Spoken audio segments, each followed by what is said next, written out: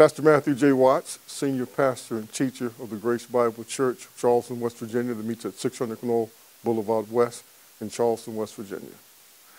And I'm really delighted to be a part of this project with my good friend Ron Wilkerson and some other colleagues. I think it's extremely important that the story of all black schools and the administrators, that story be told, and that the impact that supposed desegregation or integration had on African American communities and on African American people. It's critically important that that story be documented and chronicled for future generations to study and to fully understand. It's my humble opinion that the public school system is one of the true geniuses of the American experiment.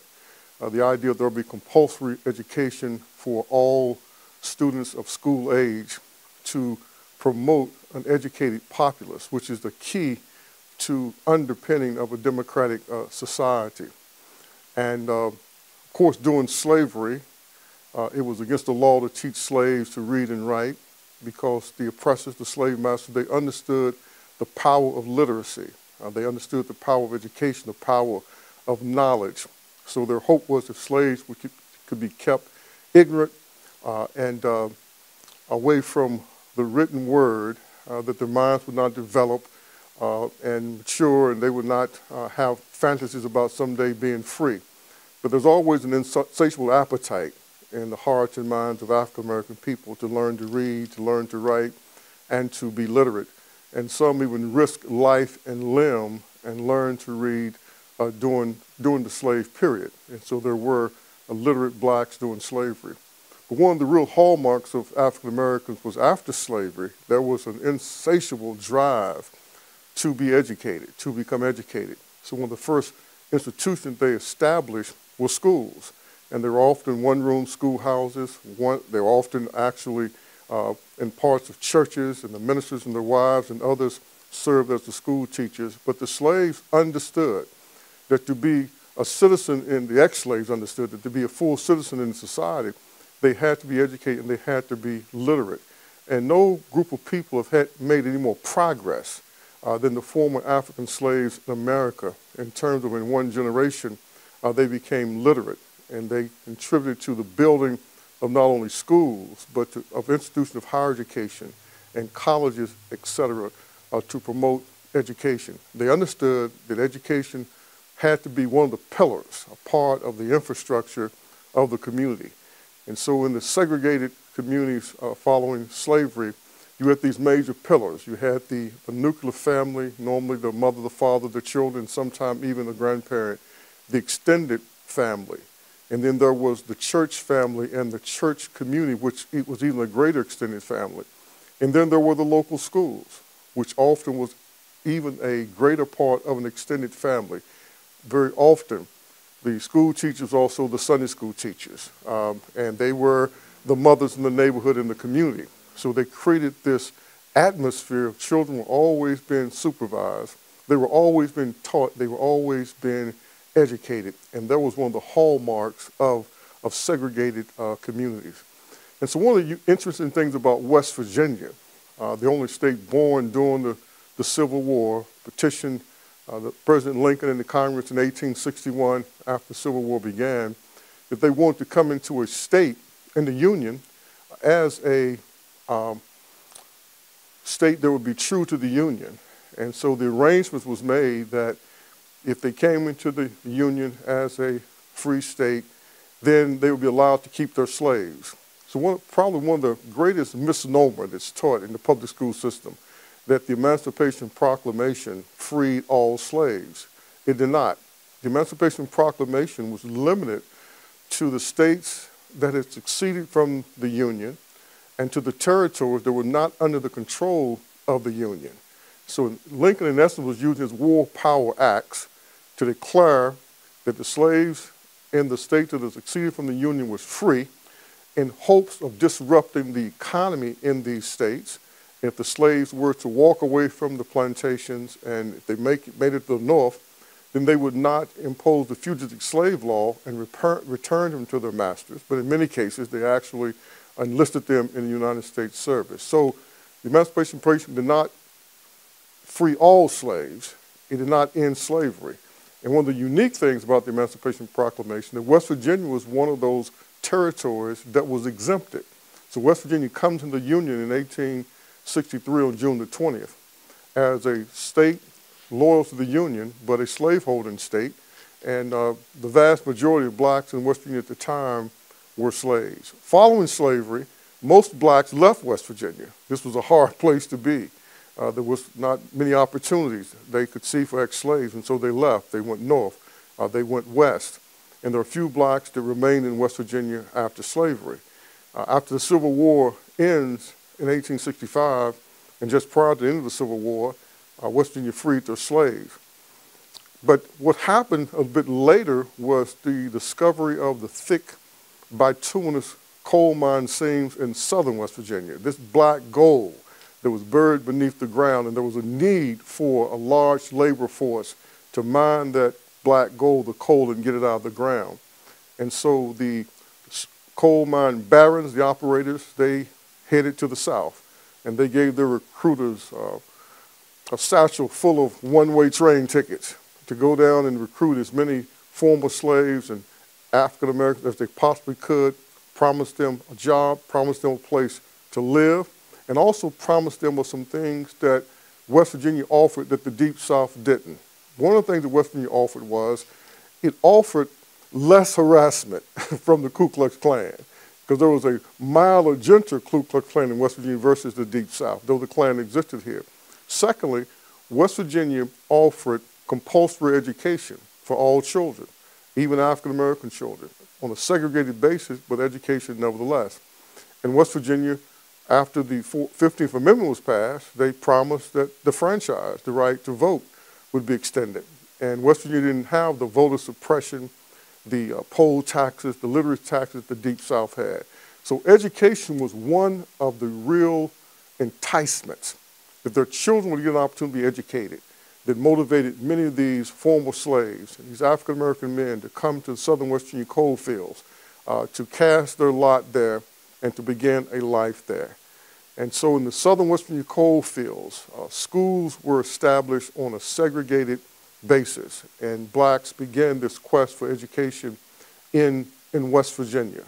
And when you look at the southern West Virginia coal fields, it's kind of incredible that the southern West Virginia coal fields not only contributed to the economic development of the state and the nation, fueling the Industrial Revolution, the steel mills and the factories and the steamships and the locomotives. And once the railroad was built through West Virginia, they could get the coal and they could transport it out of southern West Virginia. But southern West Virginia became the epicenter for black life. All these black coal miners, they took wives, they married, they established families there. There were schools there, they built churches there.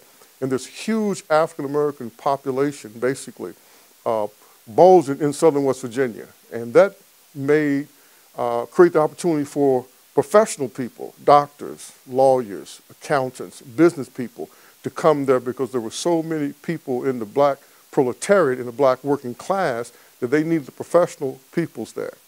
So when you look at from the period from 1890 to 1930, 1940, even into 1950, southern West Virginia just boomed. McDowell County in particular was one of the cultural, economic, educational epicenters for the state. I mean, there were National Congress people that came to McDowell County, recruiting people to serve in the various functions of government.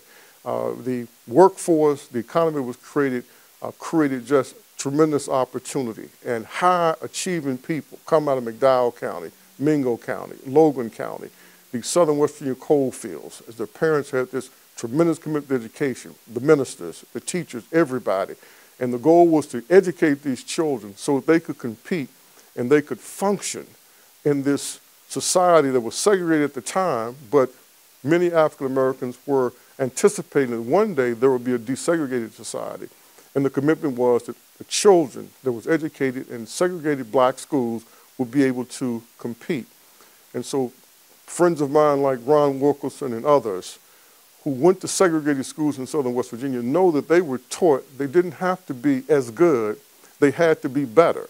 There was this high standard that the parents, that the teachers, that the ministers, everybody set for the children. And most of the children really strove to live up to those high standards. And so this continued until Brown v. Board in 1954. West Virginia was a state that took seriously Brown v. Board. And the governor said that we're going to follow the mandate with all due speed. We're going to try to desegregate the schools. And so desegregation began. Kanawha County really was kind of a model in terms of how they moved quickly to desegregate or to integrate, depending on how you look at it. And some other parts of the state moved fairly quickly. But the further south in West Virginia you went, where you had these highly populated places in the South, there was a resistance at the local school level to desegregate. So when I started school in 1962, most children in the southern West Virginia coal fields in Raleigh County, in Fayette County, in McDowell County, in Logan County, Mingo County, they still went to segregated schools. I started segregated school, W. Du Bois, in Mount Hope, West Virginia in 1962. In 57 or so, they had desegregated at the high school level, closing Du Bois High School, which was a beautiful new building that had been built. And they closed the school, Du Bois. They moved all the students into this beautiful new building. They renamed the building because there was an unwritten rule that says that white children were not to go to school in a building that had a black person's name on it. They renamed the school Mount Hope High School. They put trophy cases to cover up all of the plaques, anything that was a memorabilia in honoring W. Du Bois, almost erased his name from the whole facility. As a matter of fact, most of us did not know that that school was built as W. Du Bois High School. And the people were so broken over it, they mourned it so much that there was silence in the community. I did not find out that the school that we knew as Mount Hope High School had been built as Du Bois High School. I didn't find that out until the summer of 1970, I believe. And I was working on the Job Training Partnership Summer Youth Program. And they decided to move the schools, right? The school that was Du Bois High School, they made Mount Hope High School, move it back uptown and move the middle school, so everything had to be moved. And we were moving these trophy cases, and we removed all the trophies and to move the cases, and behind these trophy cases were these plaques, the W.E.B. Du Bois, Negro Educated. I mean, I just couldn't believe it. We knew who Du Bois was because we'd gone to Du Bois Elementary. And I went home and told my mom, what is this all about? And with tears in her eyes, she started to tell me what had happened. That the Du Bois High School had been blown up, I believe, like in 1953 or something like that, mysteriously. And for 3 or 4 years, black children were educated in the basement of people's houses, in the basement of some of the black businesses in that community, while a new school was being constructed. And she said, if we get the new school constructed, the building, we're proud of it. Du Bois' name is on the school. And I think they went there maybe 1 or 2 years before desegregation hit. And she said, they took our school away from us. And it hurt people in the community so badly that the adults didn't even talk about it. So to kind of summarize this particular presentation here is that what I witnessed as a young boy in 1962, I witnessed these two worlds, right? I witnessed what it was like going to a school with only black students and with all black teachers, and the high expectation they had for us, the way we were drilled, the way we were prepared, and having to do book reports and having to stand before the class and develop our oratorial skills. And it was such a rigorous curriculum, and I always felt like I had the best minds that my community could produce. I only had 2 teachers in elementary school. I had one in first and part of the second, really kind of partly 3, and then one in part of the third. In the 4th, 5th, and 6th grade, I had the same teacher, Miss Elise Watkins, and I believe she was the greatest educator I was ever exposed to. She made learning an exciting adventure. I couldn't wait to go to school because she always had something interesting, something that would really stimulate us mentally, intellectually. And she always wanted to know, what do you think, right? And that was a part of her teaching style, to force us to study stuff and then process, and what do you think? And then offer our opinion. And so she really instilled a tremendous desire for me to learn and to be a lifelong student. So the 4th, and fifth grade, I had her, actually third, fourth, and fifth.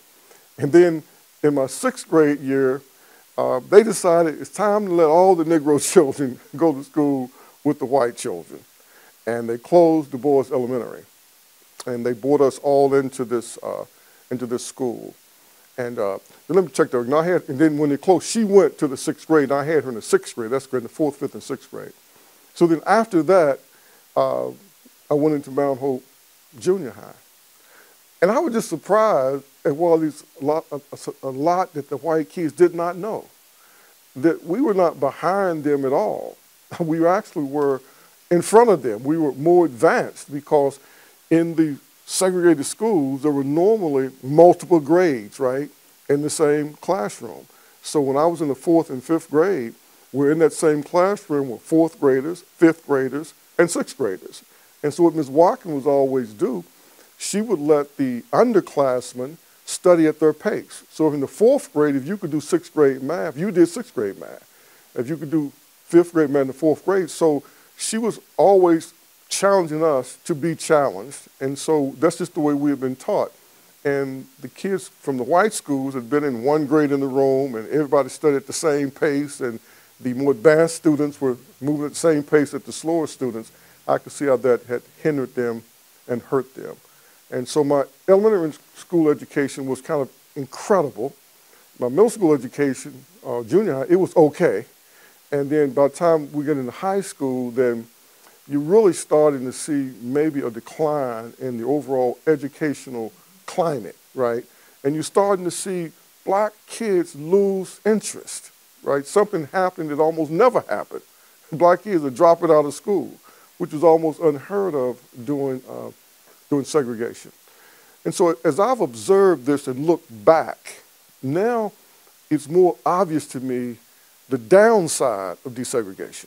I understand why the thought leaders, people like Thurgood Marshall, one of the chief architects of the combination of cases that culminated in Brown versus Board of Education. I understood why they felt that until we had the opportunity to go in integrated schools, that we would not have the opportunity to prove that we could compete in an integrated environment. I really understood that. I understood how they felt that we had to be in buildings that had better facilities and had biology labs and science labs and physics labs and microscopes and all those type things. I really understood that. And I know there was a tremendous benefit to integration / desegregation.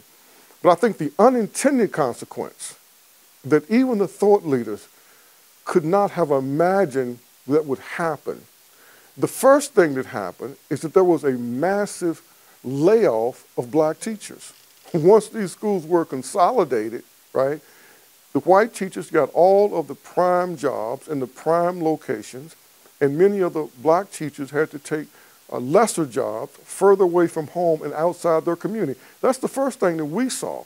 All these black teachers that taught at Du Bois Elementary, some of them had gone to Du Bois Elementary, gone to Du Bois High School, went off to Bluefield State or Western State College, the only two places blacks to go to school in West Virginia at the time to get a teaching certificate or degree, and then they came back home to teach for the first time. They now had to travel 30, 40 miles to go somewhere to take a job. Secondly, many black administrators that had been principals, that were leaders, excellent leaders, they were demoted, and they had to go and take teaching positions in the school. That happened quickly and almost immediately, right? Another thing that happened over time, and there's a book, and I wish I could think of the author's name right now, she's written, and she had did this analysis that between the time desegregation starts in 55, 56, thereabout, up into the 1990s, there had been like 100,000 black teachers, basically, and administrators that had been forced out of the public school system because of the reduction in the number of teachers and administrators. The second thing that was unintended consequence, it really was the dismantling, really, of the community. Prior to that, you had all of these people living in close proximity to each other. And I heard people talk about on the west side of Charleston, when you had Dr. Hobson, who was a medical doctor, living in the west side of Charleston, owned 3 buildings. there on Second Avenue, right? And you had Dr. Norman, right? And you had Miss Murray C. Snow. You had brilliant people. They lived in the neighborhood among the people. They taught in the school system. And so the lower income people had the benefit of living in close proximity with the most brilliant minds in our community. And it was a true community. Community comes from two words, common and unity. What we share in common and where we unified. And so in the black community, historically, we shared in common a vision, a passion, a desire that was radical and militant and strident for high academic achievement. And that created a tremendous amount of unity.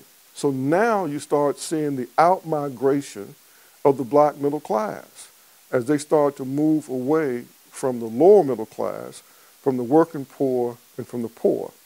Thirdly, you witness the dismantling of the economic base. Once the middle class starts to depart from the community, they're normally the shopkeepers. They're the business people. They're the ones that's running the businesses. And so the economic base starts to be dismantled. And as you desegregate, then the larger white business community, they're able to have access to the African American community for business and commerce and trade. And so now black dollars no longer spend a night in the neighborhood, right, or in the community. So a dismantling of the institution, public school system, the dismantling of the community in terms of this inter-economic community that existed, and then the outmigration of the middle class, leaving behind the lower middle class, the working poor, and the poor itself. And that's been a major downside to desegregation / integration that we've never quite figured out how to deal with it, how to handle it, right? How to compensate for it. And so we see the continuous downward spiral in terms of African American students, their academic performance. And one of the things I would like to highlight, because there's data and statistics that point this out, I refer to it as the silent underlying social condition. The silent underlying social condition, unrecognized, unaddressed, and not fully understood. And what I'm talking about is the excessive discipline and the suspension of black children, low-income children, children with disability, and children in child foster care from the public school system around the nation and in West Virginia. And so when we first really delved into this back in 2015, after a major report from the University of Pennsylvania where they had compiled the data on the 13 states, or 15 states that make up the South, right? And they compiled all this data on discipline, suspension, expulsion, et cetera. And West Virginia is included in the report as being a state where African Americans are suspended at twice the rate of non-African American students. And this has gone on for decades. So I went on this odyssey to try to figure out how long has this been going on, right? And why didn't anyone say anything about it? So I went up to the Cultural Center. They're in the archival library. And sure enough, in 1976, the West Virginia Human Rights Commission had been directed by Governor John D. Rockefeller IV to do some type of study because there was anecdotal stories being told that black students were being disproportionately suspended from schools, right? And this was in 1976.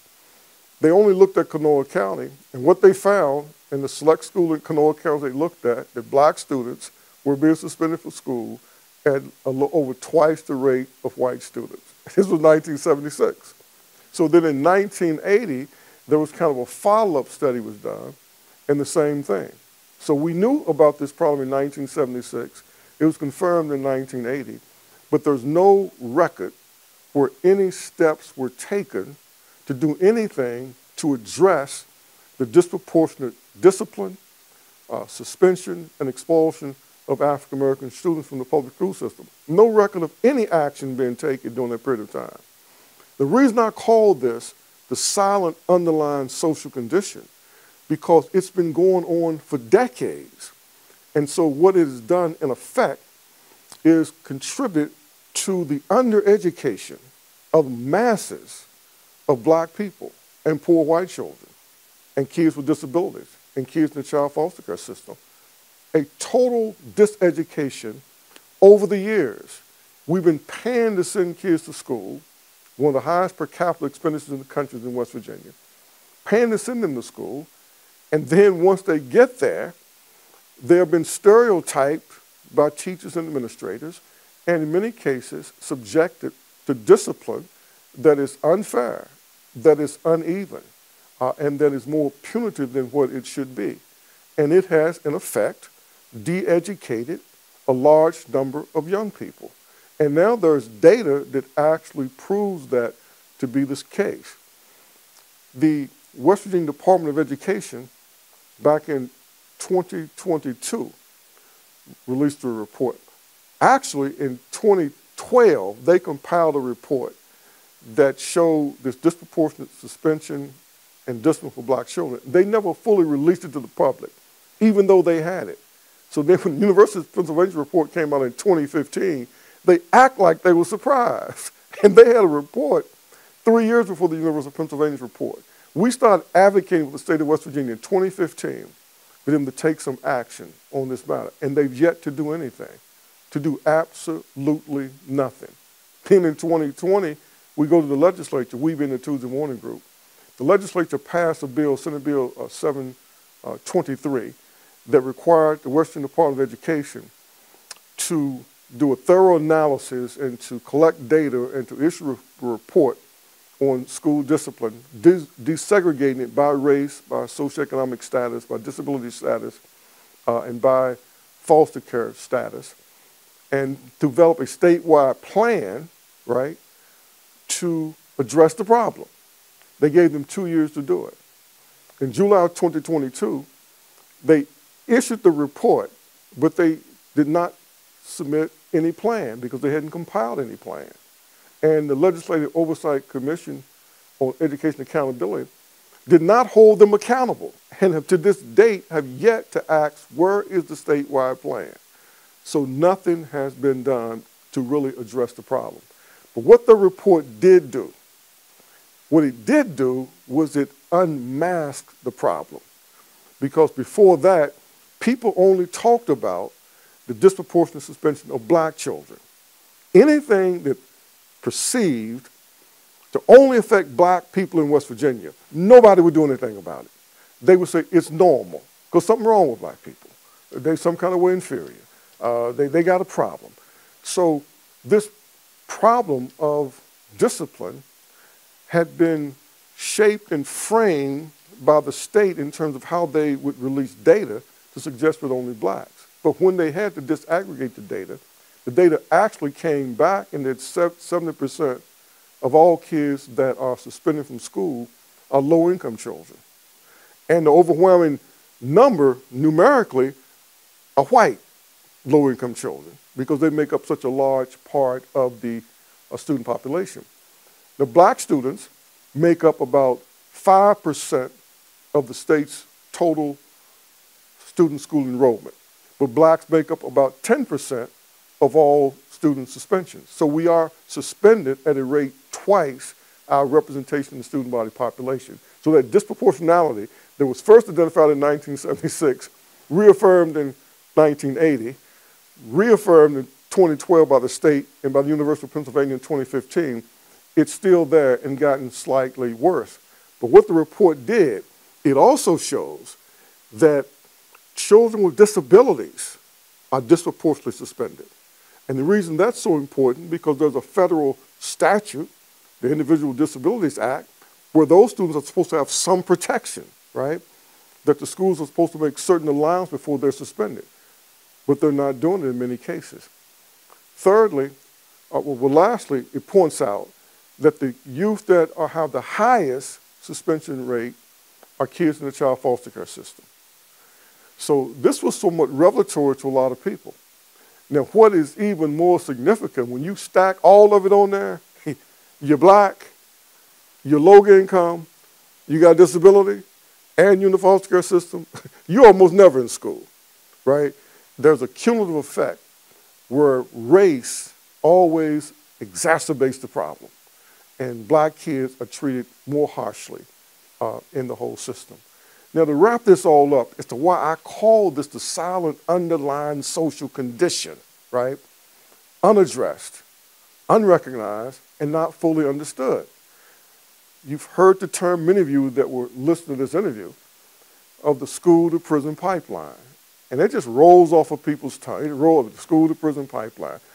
Just like mass incarceration, just rolls off of people's tongue without them really thinking about what they're saying. The school to prison pipeline is real. It's not ethereal, right? It's real. I have 5 reports that's been done by scholars, and they all include the same thing. The most significant event that will impact and predict who goes to prison is a child being suspended from school. One school suspension in a child's educational lifespan puts them at greater risk of academic failure, of being labeled as truant, because all suspended days are unexcused, and 10 unexcused absences can result in you being labeled truant. Once you're labeled truant, you can be brought into the juvenile justice system because the school can file a status petition against the parent and the child. Now you're brought into the juvenile justice system. Once you get in that system, well, life takes on its own trend in terms of how you can progress into that system. So school suspension is the first step of a child literally moving from the school to the prison pipeline. And anyone who's done any research around this, they know it. And so when we talk about trying to address over-incarceration, I don't like to use the term mass incarceration. I like to use the term that black people are over-arrested and targeted for arrest. They're overcharged in many cases in the court system, and that results in them being over-incarcerated in the system. And I'm trying to get people to realize the only way that we can curtail that is we've got to turn back the valve. As long as kids are being suspended from school, they're going to head into the juvenile justice system. And they're going to matriculate and graduate into adult prison industrial complex. And as long as the pipeline is open of kids being suspended, kids dropping out, kids going to the juvenile justice system, kids aged out of the juvenile justice system, kids aged out of the child foster care system, those are the streams of young people that are headed for prison. And they will continue to head for prison until something is done at the local school level to keep kids in school and on task, and to break the cycle of them entering into the juvenile justice system. And that's why I call this the silent, underlying social condition, unaddressed, not fully been understood, right, and really unrecognized. And when you look at some specific data, here's what you find. McDowell County, right, way down under, one of the poorest counties in the entire United States of America, McDowell County, with the lowest academic achievement now of children in the public school system, McDowell County. McDowell County, which has the lowest rate of kids going to post-secondary education, McDowell County. McDowell County has one of the highest poverty rates, one of the lowest life expectancies, the lowest per capita income, the highest rate of poverty in the state, McDowell County. Let me say something else McDowell County has. It has the highest rate of children referred for discipline, being disciplined, and suspended from school. The highest rate in the whole state of West Virginia is McDowell County. And you see this nexus between school suspension, low academic performance, low income, poverty, high juvenile incarceration, high rates of people moving to prison, but also you see low life expectancy. The communities with the poorest education have the lowest life expectancy. There's a direct link between education levels, income levels, and life expectancy. So that's why with tremendous passion and energy, I've been trying to bring attention to this school suspension issue, because it's something that has to be addressed at the local school level. Kids are suspended from a local school. They are suspended by a principal or by a vice principal who is responsible for discipline. And the only way to correct it is a school-by-school basis. So in kind of closing this narrative here, is that understanding that when we lost segregated schools, we lost the second, arguably, the second most influential institution in our community, right? The big three, right, is the family, the church, and the schools.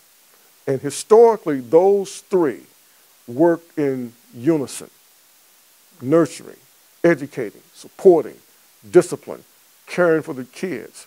And they had this transcendent commitment that all the children would do well. And now what we have is dysfunction, right? Dysfunction in families.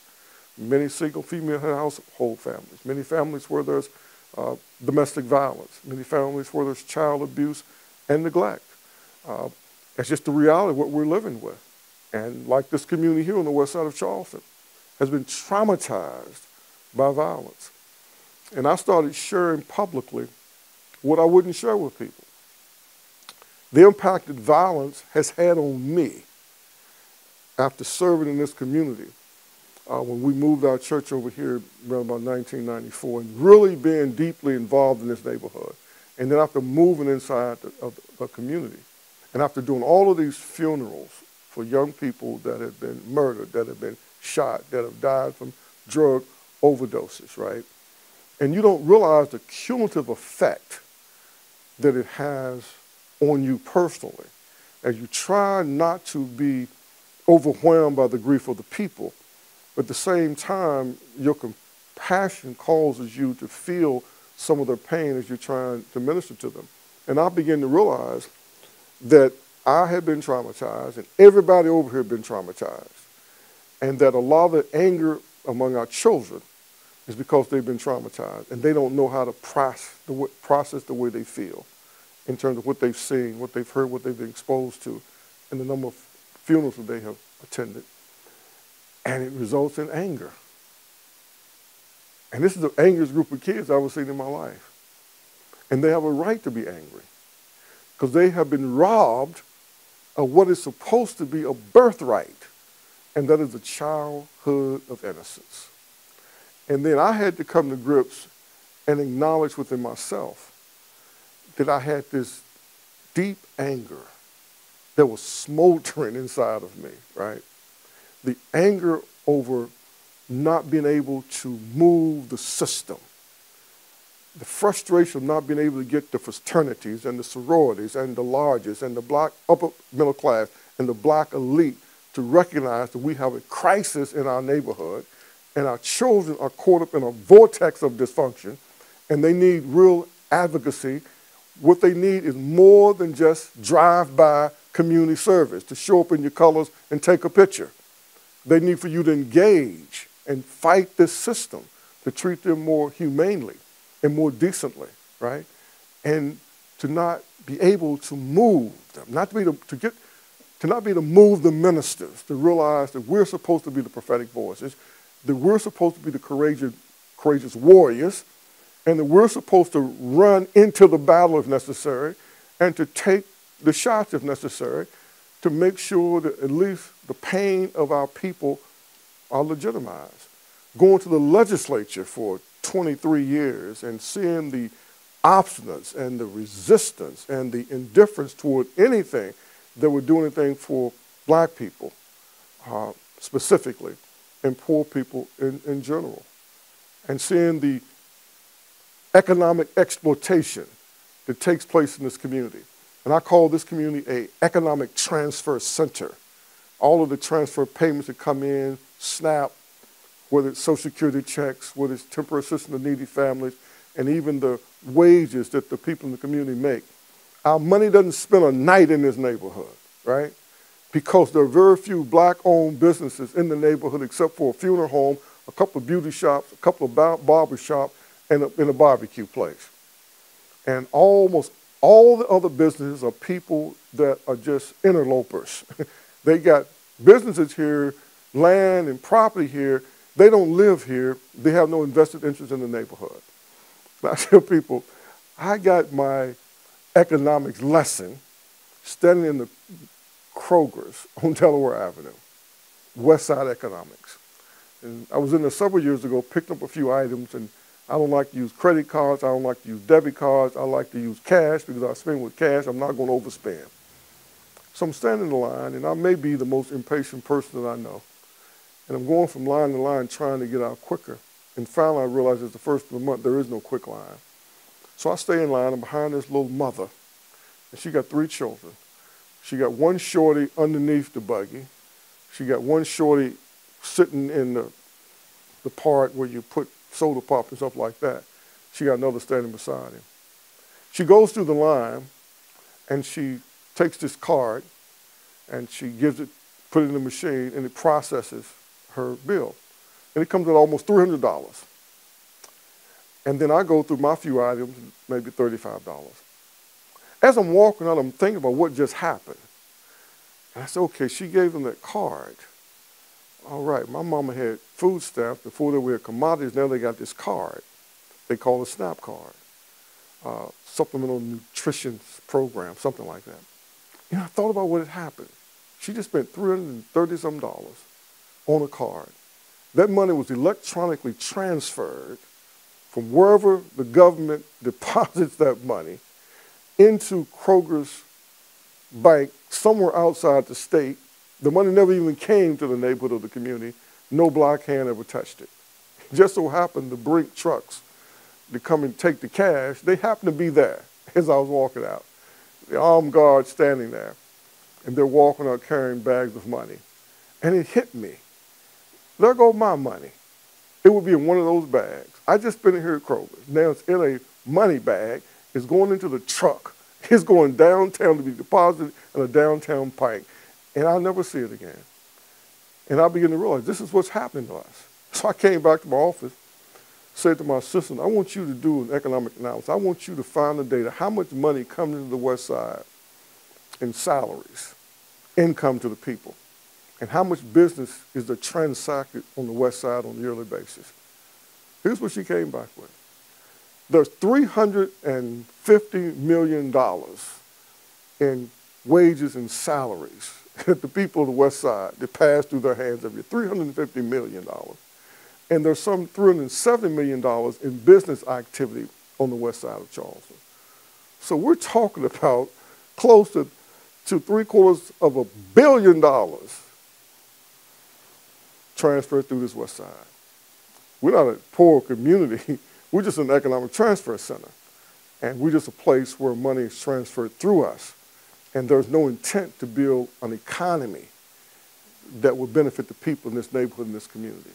And it's understanding those type things that causes me to have such passion and to be, as Martin Luther King said, of having this fierce sense of the urgency of now. We can't wait another day, right? People are hurting now. The oppression, the exploitation, it's real. And it manifests itself really in the most marginalized group of people. And the most marginalized group of people in our community are our children. And lastly, right now in West Virginia, the greatest opportunity in the history of the state of West Virginia for an economic renaissance, the greatest opportunity to get something like reparations to occur. And I cannot get a handful of black people to pay attention to what's happening. Anytime there is a major episodic crisis, a flood, an earthquake, a pandemic, it forces a response from the federal government because the federal government is the only governmental entity that has the resources that can respond. And that was the case with COVID-19. Unprecedented pandemic, unprecedented response. Billions of dollars the federal government has sent to state, county, and local governments. The state of West Virginia, $1.25 billion in CARES Act money in 2020 that came in under the Trump administration. The governor basically controlled all of that money, and much of it was squandered away on frivolous, silly, stupid things. The baby bulldog COVID-19 lottery and some other questionable expenditures. The people said basically nothing. The elected leaders said basically nothing. The preacher said basically nothing. Only a little group of us started raising the issue about the need for economic justice, fairness, and equity 3 years ago. The next year, 2021, Federal government open up its largesse again. It sends $800 million to the public school system to be divided among the 55 counties. It sent $2 billion that was divided among the county and city governments for them to allocate. It sent another $1.335 billion to the state government. And with the American Rescue Act plan, in that statute, it specifically said that states should use some of this money, the county should use some of this money, the city should use some of this money and invest it in heavily populated minority communities that have been long time underserved and where all these disparities exist. That's in the federal statute. The governor's office developed a plan. Here's how we're going to do it. He said, we're going to get John Destigan, one of the premier economists in the state of West Virginia. And he's going to help us develop a plan to achieve equitable outcomes. That's the term they use because it came from the federal statute. We're going to send the Herbert Hennessy Office of Minority Affairs to do a 55-county listening tour. They're going to talk to the people. They're going to bring back the type of projects that people say should be funded. He says the 134 legislators, they're going to go back to their constituents and they're going to ask what type of projects should be funded. And then everybody's going to come back together and in the 2023 legislative session and to review all the projects that have been submitted through the Herb Henson office, through the 134 legislators, and then go through this vetting process to determine what projects would be funded. That was the plan. They didn't do it. Herbert Henderson truncated their listening tour and didn't finish, never pulled together a report, and the governor's office never asked for any projects to be submitted. And the 134 legislators, none of them went out and talked to their constituents. So what did they do? They got in the back room together, Governor Jim Justice, House Speaker Roger Hanshaw, and the Senate President Craig Blair, and they had agreed what we're going to do with the majority of this money, we're going to give it to these large corporations. I mean, hundreds of millions of dollars. That's what we're going to do with the money. When the Tuesday Morning Group challenged them by submitting a letter that we call the Economic Justice, Fairness, and Equity Movement Plan, where we delineated how the federal statute called for some money to be invested in heavily populated minority communities and other low-income distressed communities, how the Western University, West Virginia Forward report had called for investment in some of these distressed communities, how the Alliance for the Economic Development of Southern West Virginia, which are the 10 higher education institutions headed by Marshall University and Washington State University, called for the same thing, how the federal law itself had enumerated things like small business development, small business incubators, improving housing, workforce development, job training, educational program, etc., as approved expenditures. And so we lay out a plan with specific pieces of legislation that's already in place that could be used really to fund these projects. The governor, House Speaker, and the Senate President wouldn't even talk to us, wouldn't even have a conversation with us. So we sent the letter to a lot of other legislators. And finally, we got a couple of the Democratic legislators to at least meet with us and talk with us.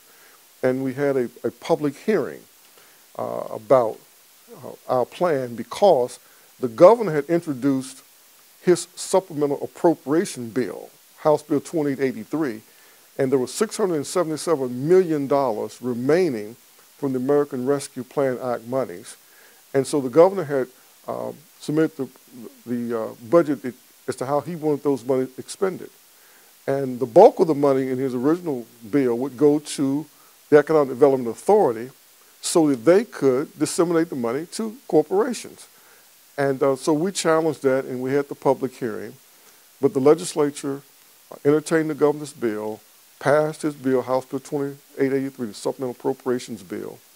$177 million went to water and sewer projects, which we certainly supported. There are some places around the state that still doesn't have clean, potable water.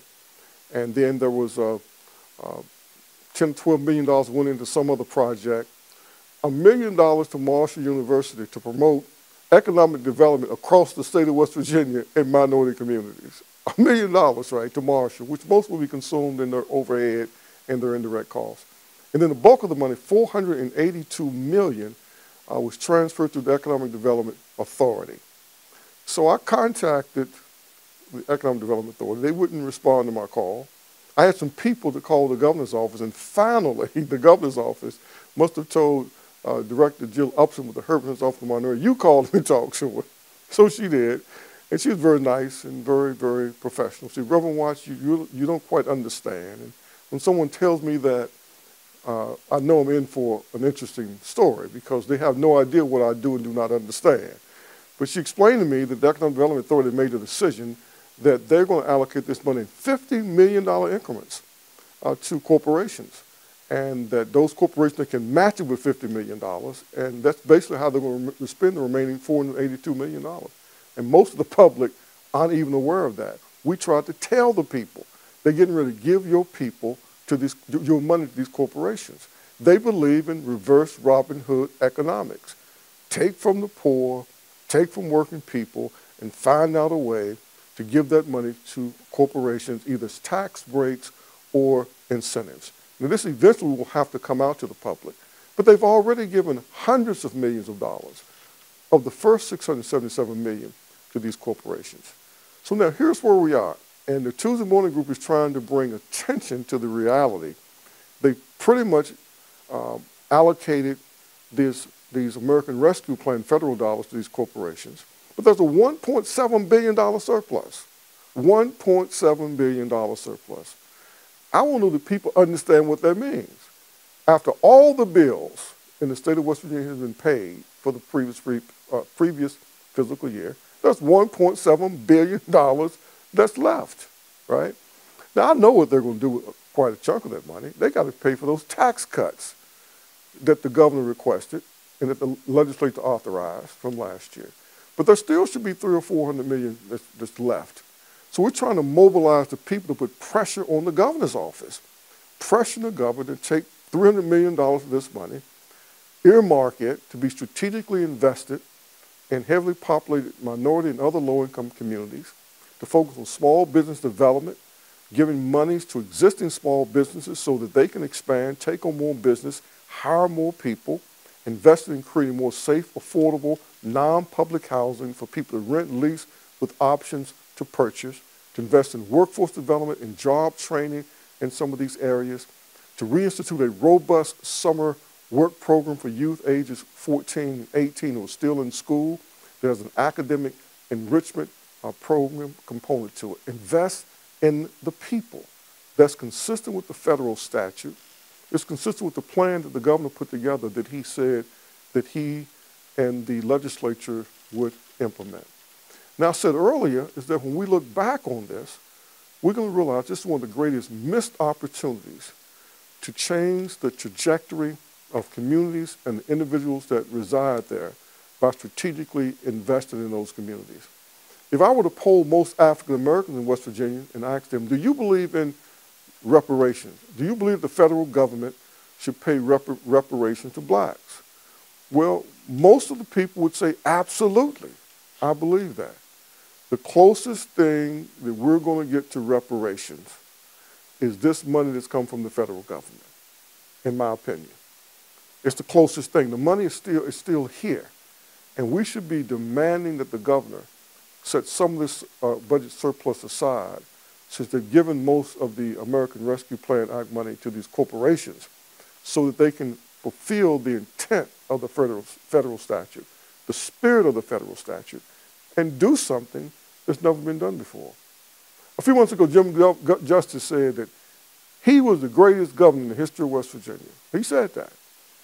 And a few people wrote some op-ed pieces about it. What I would say to the governor, you got a chance to be the greatest governor in the history of the state because you've had the opportunity. You've had these unprecedented allocations of these federal dollars that came into the state of West Virginia. Therefore, you could actually do something that no other government has attempted to do, and that is actually fund strategic programs to address the state's most serious and systemic problem, and that is poverty. And to do that, you got to invest in the people at the local level. You got to invest in housing at the local level. You got to invest in small businesses that are the backbone of the West Virginia economy, particularly in these low wealth communities. And you've got to give some money to the existing small businesses so that they can increase their capacity, hire more people, take on more work and generate more economic growth in these areas, as well as generating more tax revenue. The same formula that the Economic Development Authority uses for economic development with these large corporations, it will work for small businesses if the governor would take the initiative to do it. But unless the people challenge him to do it, unless they demand him to do it, and use this window of opportunity where he is a candidate to become a United States Senator, and the people need to make this issue of how this budget surplus is going to be expended the major issue that they force every politician to discuss during this current campaign season. In closing this segment, think about this. Yesterday, it was August the 28th. This is the time frame that we're taping this segment. The 60 years since the March on Washington, when Reverend Dr. Martin Luther King gave his iconic I Have a Dream speech, and when prodded and prompted by Mahalia Jackson, he goes into this soaring rhetoric about the dream that he has, about the type of nation that he hoped the United States would become, where his children would not be judged by the color of their skin, by the content of their character. It was soaring rhetoric. And people applauded, and there was euphoria at the end of that speech. And it's been played many, many times over. The problem is, 3 years later, Martin Luther King Jr., Reverend Dr. Martin Luther King Jr., when asked about that speech, he said it's become a nightmare. He retired the speech, and he would not give the speech again. He said he miscalculated the recalcitrant resistance that powerful people in America had to economic justice, to fairness, and to equality for marginalized people, and for black people in particular. His friend, Reverend Fred Shuttleworth, made one of the most powerful statements describing the resistance to change by the segregations in the South. Reverend Shuttleworth said, "We thought that we could shame America. We thought if the world saw how they were treating their Negro citizens, that they would do better and they would change." He said, "What we learned is rattlesnakes don't commit suicide," he said, "and ball players don't strike themselves out. They just don't give up, right? You have to put pressure on them. You have to demand. You have to dramatize your persistence, your resolve, your resilience, and your determination. You will not quit, and you will not accept injustice, inequality." So Martin Luther King had totally pivoted, and I'm amazed that people don't even know the Martin Luther King of 1967 and the Martin Luther King of 1968. The Martin Luther King that 13 years of the civil rights movement had brought him to a point. If you look at the speeches in the last year of his life in particular, the most strident speeches that he gave, August the 4th, 1967, 1 year to the date of his assassination in Memphis, he gave a speech against the Vietnam War and how that the nation was spending $335,000 to kill every Viet Cong and spending less than $50 on its war on poverty. He says it's not a war, it's nothing more than a skirmish. It's not even a good scrimmage.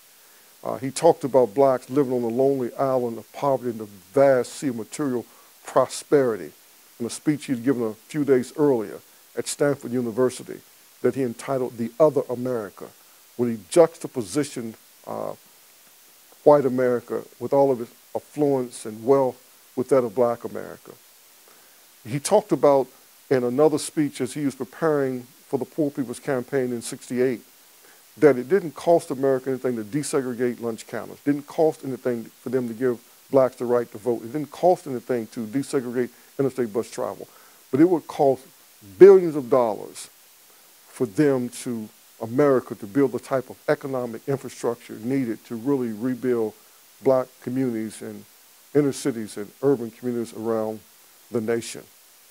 He talked about those who would say that blacks should pull themselves up by their bootstraps.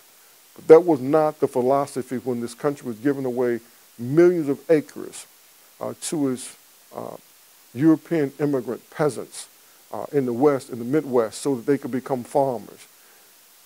Millions of dollars were set aside to build the land-grant institutions in the West and in the Midwest.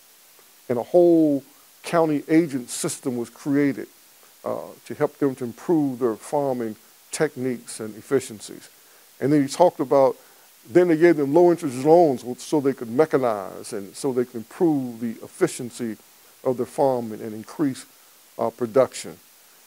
And he says, and now these children and grandchildren of these farmers have received all this land for free, and these universities and the county agents and this money to mechanize. Now they were being subsidized and paid money not to grow crops as a part of the government subsidy. See, these same people say to black people, you'll pull yourself up by your bootstraps. How can you say that to a bootless man, King said. So King was strident and he was militant with his aggressive message of the need for economic justice, economic equality. And that was his theme as he was moving into what he called his last campaign, which would be the Poor People's Campaign. So I'm convinced if Martin Luther King was here today, he would say to us what he was saying in 1968. It's about economic justice. It's about fairness. It's about equality. We got to have the resources to rebuild our community, to build our people, to strengthen and stabilize families. And prayers and spiritual songs and shouting and dancing, they all have their place in church. But they don't have any currency. They're not legal tender at the grocery store. You can't pay your bills with that. You can't pay a mortgage with that. It takes the tender that the country recognizes. And that's why we're calling for an economic justice, fairness, and equality movement in this state, encouraging every person who's concerned about economic justice and fairness for black people, for low-income people, call the governor's office, 304-558-2000. Tell him you support the Tuesday Morning's Economic Justice Plan. Encourage him to adopt it. Call your legislators. Write your legislators. Tell them to support this plan, to use some of the budget surplus to fund it and to finance it. And any politician that would dare ask you to vote for them or talk to you about voting, ask them a simple question: do you support the Tuesday Morning Group's Economic Justice, Fairness, and Equity Plan? The $300 million be set aside so it can be strategically invested in heavily populated minority communities and other distressed communities. Force them to publicly say what their position is on that. And if they're not willing to do it, then they're not worthy of your vote. I'm not a politician. I'm not a political wannabe, right? I'm just a prophet, right? A watchman on the wall, trying to do the diligent research, analysis, to understand the systems, praying and asking the Lord for the ability to articulate it and lay it down so people can understand it, trying to warn people of what I see. And I think that things could get much worse around this country, but in this state, much worse for African American people than what it currently is. If we don't take a stand now to try to get some of these resources in our community, many of our people just are going to collapse under the weight of what they've been under for so very, very long. And that's why I believe that this is indeed a once-in-a-lifetime opportunity. We must seize this moment, and we must speak up loudly and forcefully and adamantly and stridently. We must not be quiet. We must not be silent. We must agitate to be heard. And to my friend that's in the black upper middle class, in the black elite, I'm not angry with you, right? I'm not. I believe in the Du Bois principle, the talented tenth. I believe to whom much is given, much is also required. And I believe that the power and the influence that fraternities and sororities and lodges have could be leveraged to help to move the system, right? All I would ask, if you're not going to fight with us, don't defend the system. And don't be a shield for those in power, right? That we got to fight you to get to them. Just stand to the side and say to them, we don't know what's wrong with them, but y'all need to deal with them. You need to talk with them. You need to listen to what they have to say. And this is just kind of where we are. I gave a post of the morning, and I said, I'm looking for the black community. I'm tired of people talking about the black community because I can't find it. Because community comes from two words, common and unity. What do we share in common? And what are we unified to do to advance our people? So what do we share in common? We share our blackness in common. We share a history of oppression that is in common. We share the benefits, the sacrifices of those that went before us so that some of us get to where we are. That's what we share in common.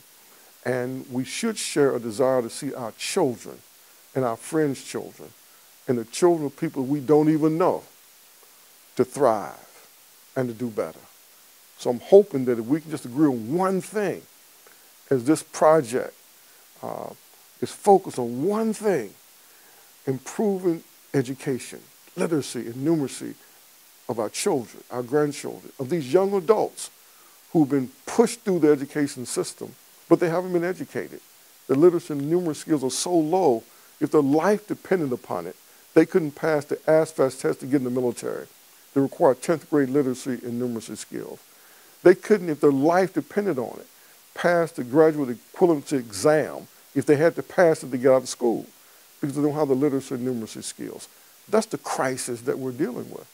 And the larger crisis is a crisis of leadership, of vision, of passion, compassion, of caring, and of a willingness to sacrifice for the benefit of others and not always personally benefiting from it.